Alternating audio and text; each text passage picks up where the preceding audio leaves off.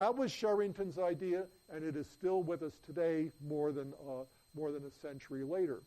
There was an opposing view, however, and it came to us again relatively early in the 20th century from Hans Berger, who invented the electroencephalogram, the EEG, who noticed when he put electrodes on people's skulls and then just asked them to sit in a chair, eyes closed, resting, relaxed, not thinking about anything, there was still brain activity.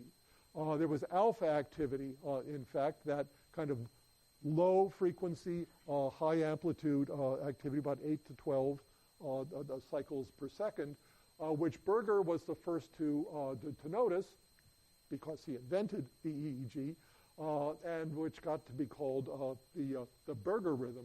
And Berger argued against Sherrington that, in fact, the brain was active even when subjects were at rest. The brain was active even when they weren't being stimulated with something or engaged in some kind of task. Berger lost this battle. The Sherrington view triumphed until relatively recently, when Rakel himself and his colleagues published an interesting series of studies that suggested that there is activity in the brain even when the subject isn't supposed to be doing something. Now, you say to yourself, well, of course there's activity in the brain even when subjects aren't supposed to do something. This is actually a more interesting claim than that. What Rakel is claiming is that there are some regions of the brain, discrete regions of the brain, that are active when the subject is not doing anything. And that these regions, far from just being activated by a stimulus or activated by a task, become deactivated when the person is presented with a stimulus or is asked to engage in some kind of task.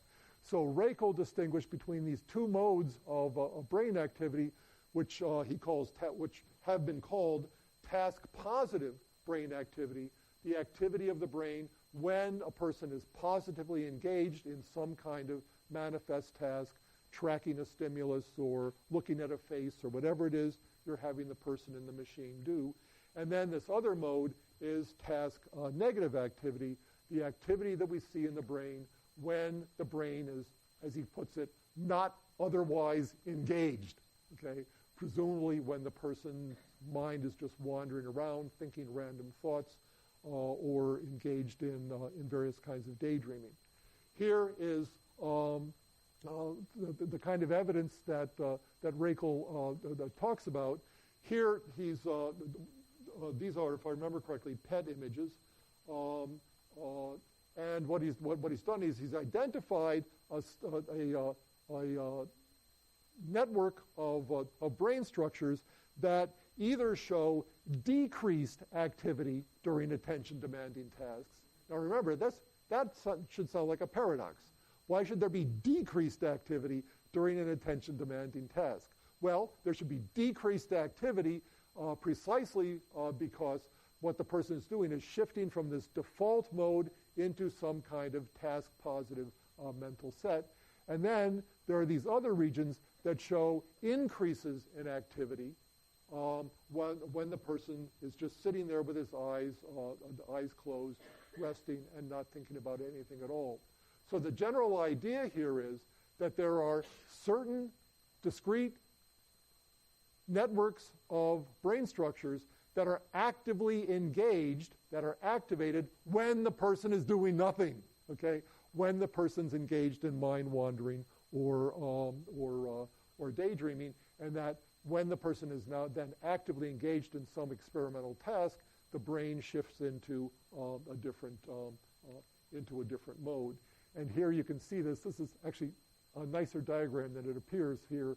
But Rakel has presented images of brain activity when the person's engaged in various kinds of tasks.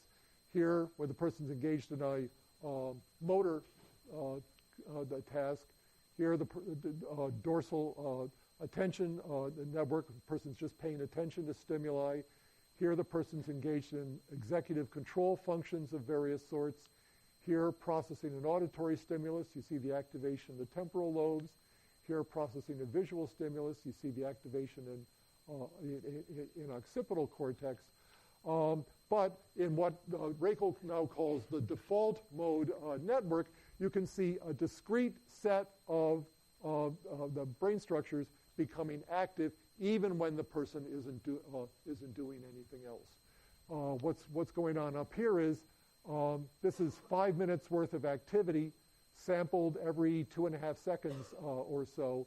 So there's 1 minute, the second minute, the third minute, the fourth minute, and the fifth minute. And if you look closely at this, what you can do is you can see the brain shifting from one mode to another as the person engages in these various kinds of tasks. So the idea here is, again, more like what Berger had in mind and less like what Sherrington had in mind. What Rakel is proposing is that there is a particular network of brain activity that can be observed when the subject is not doing anything at all. Now here, I think, just in the 1 minute that's left to me, I think this conclusion is not quite right yet, okay? I don't want to argue with Marcus. He's better at this than I am. But it seems to me that it's wrong to characterize mind wandering or daydreaming as just doing nothing.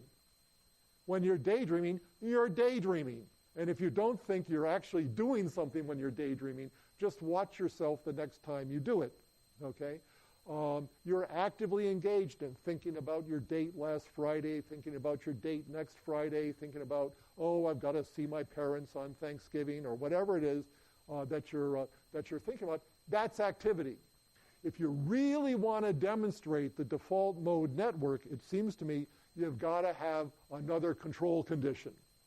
You can't just contrast the activity of the brain when the person is doing the task you ask him to do and not doing the task you ask him to do. What you need to do is to look at the activity of the brain when the person is doing nothing at all, okay? As close to an empty mind, nothing going through your mind as possible. That would give you, I think, the true default mode network. How to get subjects to think about nothing at all, well, that's the topic for Wednesday's talk, okay? When we talk about meditation, especially Eastern meditation, where, at least for some forms of meditation, that's precisely the claim that is being made, that, well, when subjects engage in these meditative activities, they have emptied their minds of all thoughts. I'll see you then. Thank you very much.